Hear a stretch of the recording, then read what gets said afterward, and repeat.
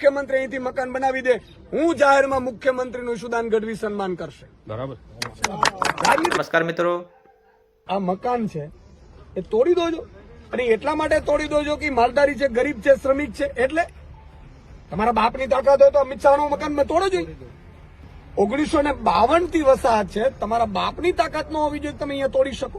આ તો કાયદાની વિરુદ્ધમાં છે. ભાજપ સરકારે કાયદા વિરુદ્ધ એક તો કૃત્ય કર્યું છે, કોર્પોરેશને કાયદા વિરુદ્ધ કૃત્ય કર્યું છે.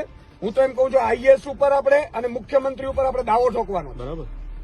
એની છઠ્ઠી યાદ કરાવી દેવાની. 100%. હું અહીંયા આવીશ પણ નહીં બીજી વાર, મત માંગવા નહીં આવું, ચારણનો દીકરો તો નહીં આવું. બોલો, ભૂપેન્દ્ર પટેલમાં તાકાત હોય તો ફરીથી અહીંયા મકાન બનાવડાવીને આપી દે. જો આ મકાનો ફરીથી બનાવવામાં નહીં આવે તો એને મકાન તોડાવીશું આપણે.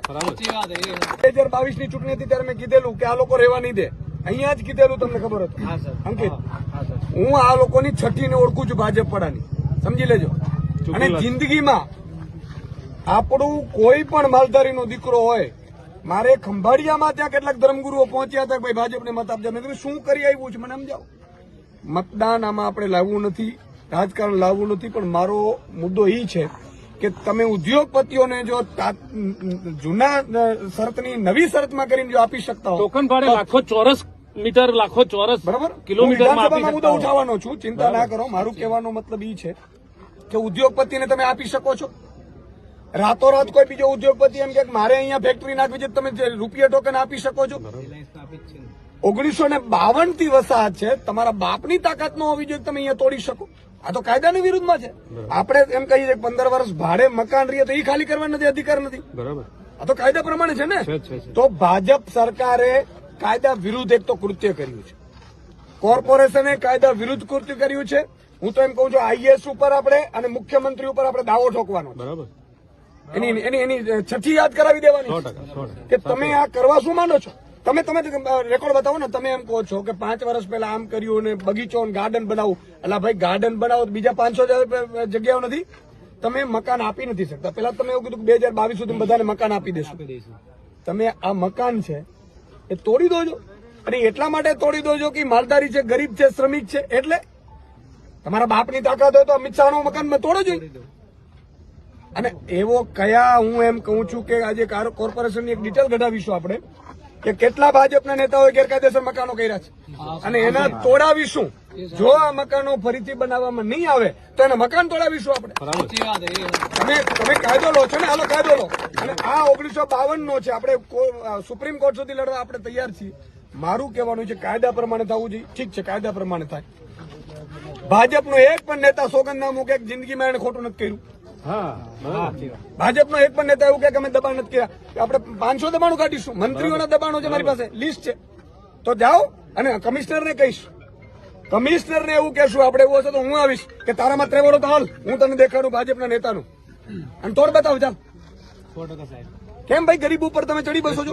બીજું મારે ધર્મગુરુઓને આપણાને કેવું છે કે આપણા ધર્મગુરુઓ અહીંયા આવે ને ચાહે નહીં, તમારા કહેવાથી અમે મતદાન કર્યું છે ભાજપને. તમારે અહીંયા ફરીથી મકાન ઉભા કરાવડાવી દેવા પડશે. આ તમારી ફરજ છે. અને તમે જો ભાજપને ન કહી શકતા તો આજે જાહેરમાં કહો કે ભાજપથી અમે છેડો પાડીએ, પછી અમે બેઠા છીએ ને. એક સમર્થનમાં એક બીજું કહેવા માંગુ, ધર્મગુરુઓને હું એમ કહેવા માંગુ છું કે આપણે હિન્દુવાદી છીએ, તમે છો ને અમે છીએ, આપણે બધા તૈયાર. પણ આપણી સમાજને અત્યારે છબી ખરડાઈ રહી છે કે આ લોકો ઉપરથી એવા ઇનપુટ છે કે હિન્દુ મુસ્લિમોને રાખે છે, આ લોકો વિધર્મીઓને રાખે છે સાહેબ. એટલે આ છબી ખરડાય છે, એટલે ધર્મગુરુએ આમાં ઇન્ટરસેટ કરવું પડશે.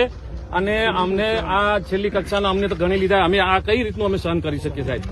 કેમ કે બે બાજુના છે, બતાવવાના અને ચાવવાના સાહેબ. કેમ કે જે નેતાઓ આક્ષેપ કરી રહ્યા છે ઉપરથી કે ભાઈ આ લોકો મુસ્લિમોને વિધર્મોને અહીં રાખે છે, તો સાહેબ નેતાગીરી ઉચ્ચ કક્ષાની નેતાગીરી સાહેબ. દિલ્હીમાં ઉચ્ચ નેતાઓ જે છે ભાજપના, એ લગભગ વિધર્મીઓના વેવાઈ છે સાહેબ, લગભગ. આ ઓન રેકોર્ડ વાત બધાને ખબર છે, બરાબર. તો પછી આ કઈ રીતનું અમે શું હિન્દુ મુસ્લિમ અમે સાથે આ તો પછી તમારી એકતા કઈ રીતની, પ્રજાસત્તાક દિન કઈ રીતે ઉજવીએ, તો પછી આ કઈ રીતનું આપણું શક્ય જ બને સાહેબ. એટલે તમે એ મુદ્દો ઉડાડીને અમારો આ ડિમોલેશન કરી દીધું. આ ગેરવ્યાજબી એમાં પણ એ છે ભાજપની ચાલ છે, સમજો તમે. બહુ આમાં એવું છે કે એક સમગ્ર માલધારી ગુજરાતમાં કેટલો હશે છે આપણો બહુ મોટો સમાજ છે, બરોબર છે. ચારણ, બળવાડ, રબારી, આહિર, આ બહુ મોટો સમાજ છે ગઢવી, બરોબર.